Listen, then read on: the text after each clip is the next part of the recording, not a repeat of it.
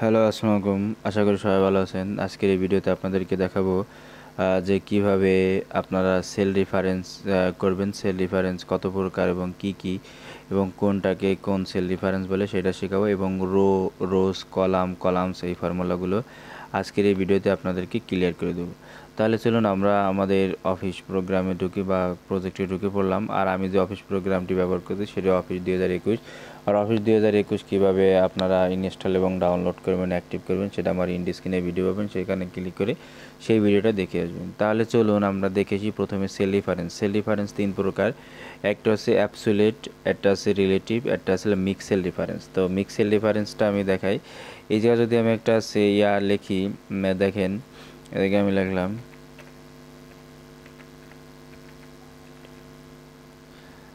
Absolute MIX mix, এরপরটা রাখলাম হলো রিলেটিভ।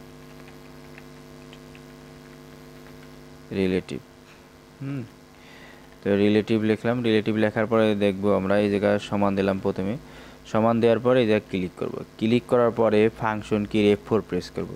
ফাংশন কির F4 প্রেস করার পরে যখন একবার প্রেস করব তখন হবে অ্যাবসোলিউট সেল রেফারেন্স। আমি এটারে একবার প্রেস করে ইন্টার প্রেস করলাম, দেখতে পাচ্ছি এটা হচ্ছে অ্যাবসোলিউট কি cell reference, absolute cell reference. ঠিক আছে, এবার হচ্ছে রিলেটিভ মিক্স সেল রেফারেন্স কোনটা। প্রথমে আমি সমান দেবো। আমরা জানি যে এক্সেলে কোনো ফর্মুলার কাজ করতে গেলে সমান দিতে আমরা সমান দিলাম। সমান দেওয়ার পরে ক্লিক করলাম। ক্লিক করার পরে মিক্স সেল রেফারেন্সটা হচ্ছে রো অথবা কলামকে রক করা, রো অথবা কী করা, কলামকে কী করা, লক করা।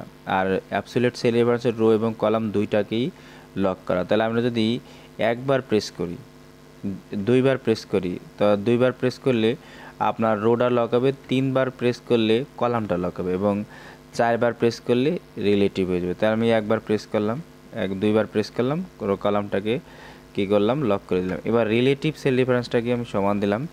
সমান দেওয়ার পরে ইন্টার মানে ক্লিক করলাম, ক্লিক দেওয়ার পরে ইন্টার দিলাম। তো এবার যদি আমরা দেখি যে কোন জায়গায় কোন ফর্মুলা, কন্ট্রোল টেলডো। তো দেখেন এই যে এইটা হচ্ছে কি আমার, এই যে এইটা এই প্রথমটা আছে মিক্স সেল রেফারেন্স, এর নিচেরটা আছে আপনার উপরটা আছে অ্যাবসোলিউট সেল রেফারেন্স, নিচেরটা আছে মিক্স সেল রেফারেন্স, এবং রিলেটিভটা নিচেরটা আছে রিলেটিভ।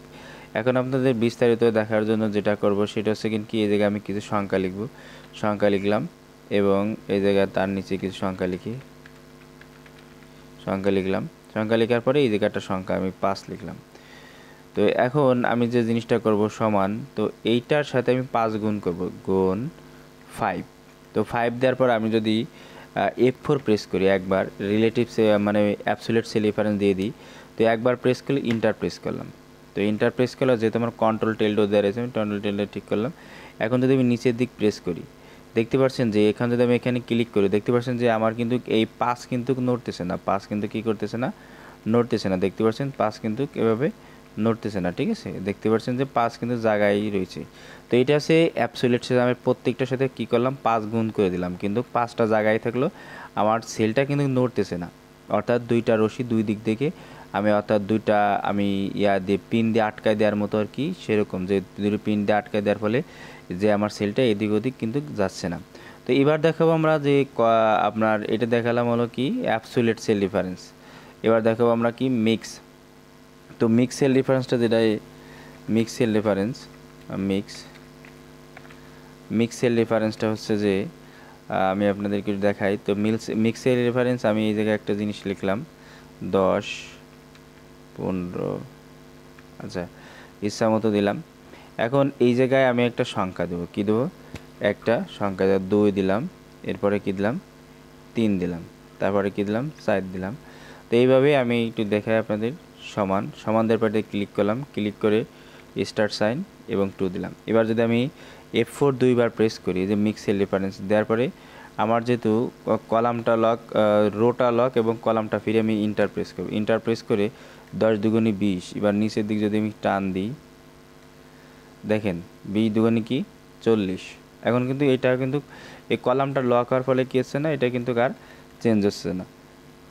তো এখন যদি আমি কি করি, এটার রোটা আমি লক করে দিয়ে জায়গায় ডাবল ক্লিক করলাম, ডাবল ক্লিক করলে F4 আর একবার প্রেস করলাম, এবার কিন্তু কলামটা লক হলো, কী হলো, রোটা ফ্রি।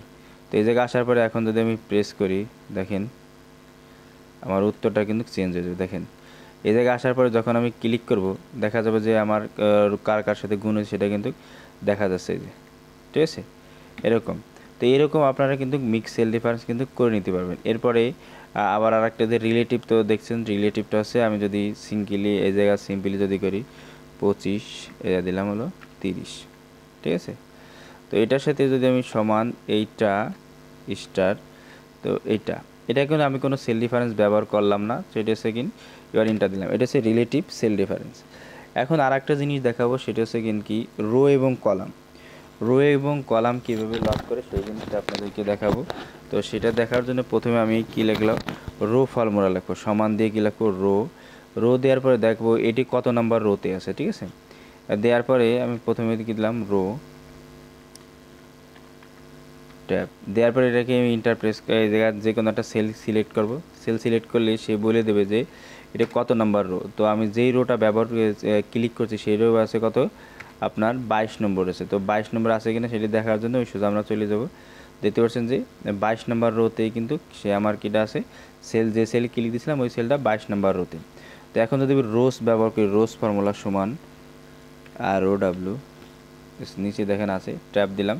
ট্যাব দেওয়ার পরে এখন আপনি যতটুক সিলেক্ট করবেন ততটুক আপনি এভাবে সিলেক্ট করবেন। এখন আপনি কি বলতে পারেন যে এটি বলে এর ভিতরে কতগুলো রো আছে, তো যতটুক সিলেক্ট করে ততটুকু কতগুলো রো আছে। তাহলে আমি সিলেক্ট করে জাস্ট ইন্টার প্রেস করলাম, এটা 13টা রো আছে। তো 13টা রো কীভাবে আছে গুণা দিনে 1 2 3 4 এভাবে গুণে আপনি 13টা রো পেয়ে যাবেন। এবার দেখাবো কলাম ফর্মুলা সমান সি ও কলাম ট্যাব দেওয়ার পরে আপনি কোন কলাম, এই যে কেতে কত নাম্বার কলাম আছে সেটা কিন্তু দেখতে পাবেন। কেতে ক্লিক করে আমি যখন ইন্টার প্রেস করব তাহলে 11 নাম্বার, তো 11 নাম্বার কলাম আছে ওইটা। এখন যদি আরেকটা আমি দেখাই, আরেকটা দেখাই সমান কলাম, এখন যদি আমি ও নাম্বারের সেলে ক্লিক করি ওটা কত নাম্বার কলাম সেটি দেখার জন্য ওরতে ক্লিক করে জাস্ট ইন্টার প্রেস করলাম, ওই ও আছে 15 নাম্বার কলাম, ও আছে কি 15 নম্বর কলাম। এখন আপনাকে যদি বলে এতটুকু কলাম সিলেক্ট করে এখন যদি বলা এর ভিতরে কতগুলো কলাম আছে সেটি কীভাবে দেখবেন, তো সমান কলামস ফর্মুলা কলামস ফর্মুলা, ঠিক আছে। কলামস ফর্মুলা দিয়ে আপনি এতটুকু সিলেক্ট করার পরে যদি এখন ইন্টার প্রেস করেন আপনার সে বলে দেবে যে আপনি 24টা কলাম সিলেক্ট করছেন, 24টা কলাম কী করছেন সিলেক্ট করেন, কতটুকু সিলেক্ট করে সেটা যদি ডাবল ক্লিক করেন সেটা কিন্তু আপনি দেখতে পাচ্ছেন। আর এইটা হচ্ছে আমার বইয়ের 12 এবং 13 নম্বর 12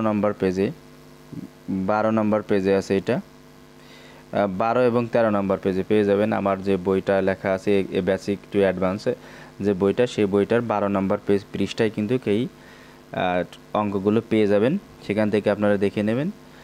আর যদি এই বইটা ক্রয় করেন আপনারা, ক্রয় মূল্য পড়বে 650 টাকা, আর যদি অ্যাপস নেন তাহলে পড়বে 400 টাকা। এবং আজীবন লাইফ টাইম মনে করেন ওইটা অ্যাক্সেস থাকবে, আপনার সেখান থেকে আপডেট আসলে সেখানে আপডেট পেয়ে যাবেন। আর আমাদের সাথে যোগাযোগ করার জন্য আমাদের ভিডিওর দেওয়া থাকবে ডিসক্রিপশনে, সেখান থেকে আমাদের হোয়াটসঅ্যাপ অথবা টেলিগ্রামে নক করতে পারেন। আর আজকের এই ভিডিওটা ভালো লাগলে অবশ্যই লাইক কমেন্ট শেয়ার সাবস্ক্রাইব করে আমার চ্যানেলের পাশে থাকবেন। আর নিত্য নতুন ভিডিও পাওয়ার জন্য আমাদের চ্যানেলের সাথেই থাকুন। পরবর্তী ভিডিওর আমন্ত্রণ জানিয়ে আজকের ভিডিও এখানে শেষ করছি। আল্লাহ হাফেজ।